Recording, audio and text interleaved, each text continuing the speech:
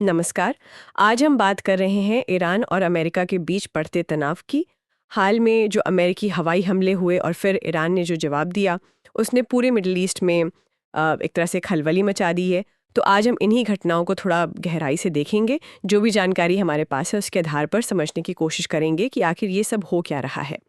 तो कहानी शुरू होती है 21 जून 2025 से। अमेरिकी राष्ट्रपति ट्रंप ने घोषणा की, कहा कि ईरान के 3 अहम परमाणु ठिकाने हैं, फोर्डो, नातांस और इस्फहान। उन पर बहुत कामयाब हवाई हमले किए गए हैं। हाँ, और ये कोई मामूली हमले नहीं थे। इसमें B-2 स्टेल्थ बॉम्बर्स का इस्तेमाल हुआ। ये वो जहाज हैं जो रडार की पकड़ में आसानी से नहीं आते। हाँ, स्टेल्थ तकनीक वाले। बिल्कुल। और साथ में 30,000 पाउंड के बहुत भारी बंकर बस्टर बॉम्ब भी गिराए गए। इनका मकसद ही था ईरान के जो मजबूत अंडरग्राउंड ठिकाने हैं उनको तबाह करना। जाहिर है निशाना परमाणु कार्यक्रम ही था। हाँ, और ईरान ने माना भी कि हमले हुए हैं, लेकिन उन्होंने फौरन ये भी कहा कि कोई रेडिएशन लीक वगैरह नहीं हुआ है। और सबसे बड़ी बात कि उनका परमाणु कार्यक्रम रुकेगा नहीं, वो जारी रहेगा। और बदला लेने की बात भी कही उन्होंने। बिल्कुल, पलटवार का इरादा साफ कर दिया।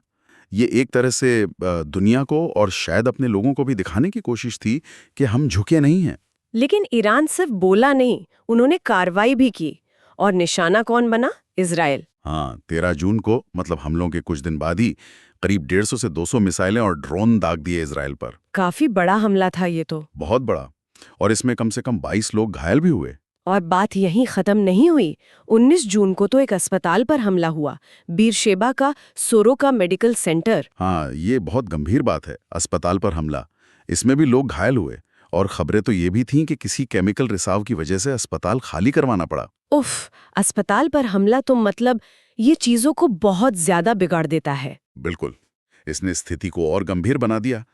लेकिन एक दिलचस्प पहलू ये भी है कि अमेरिका की ये कार्रवाई, ईरान के परमाणु ठिकानों पर हमला, ये कहीं ना कहीं इजराइल के उन लक्ष्यों के बहुत करीब है जो वो सालों से चाहता था। शायद ईरान का परमाणु कार्यक्रम रोकना या धीमा करना। अच्छा, तो क्या ये माना जाए कि इसमें कोई आपसी समझ थी? कहा तो यही जा रहा है। इसे ईरान के खिलाफ हमलों में अमेरिका की अब तक की सबसे सीधी और बड़ी भागीदारी के तौर पर देखा जा रहा है। और इजरायली प्रधानमंत्री नेतन्याहू ने तो खुलकर ट्रंप की तारीफ भी की।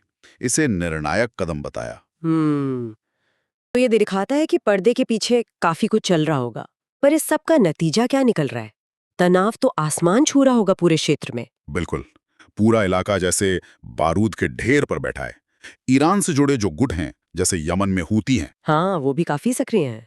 हाँ, वो भी और हमलों की धमकियां दे रहे हैं। माहौल इतना बिगड़ गया कि संयुक्त राष्ट्र महासचिव को भी बोलना पड़ा।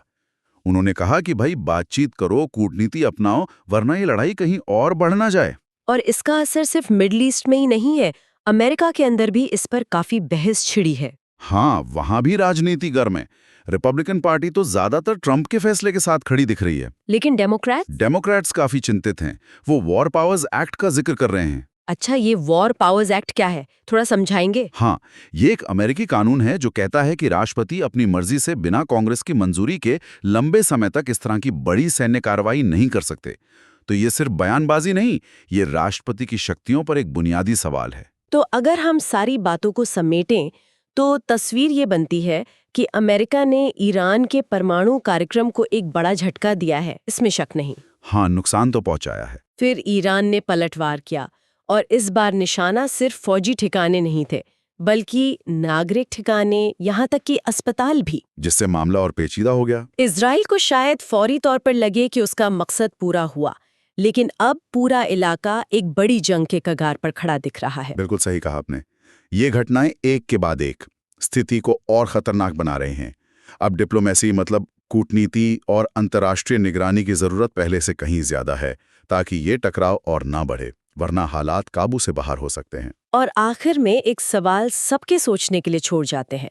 अभी तो हम फौरी सैन्य और राजनीतिक असर देख रहे हैं, लेकिन जरा सोचिए, इस बढ़ते टकराव का दुनिया भर में तेल की सप्लाई पर क्या असर पड़ेगा? हाँ, ये बहुत बड़ा सवाल है। और इस बेहद नाजुक क्षेत्र की जो लंबे समय की स्थिरता है, उसका क्या होगा? ये वो सवाल है जिन पर हमें आगे भी नजर रखनी होगी।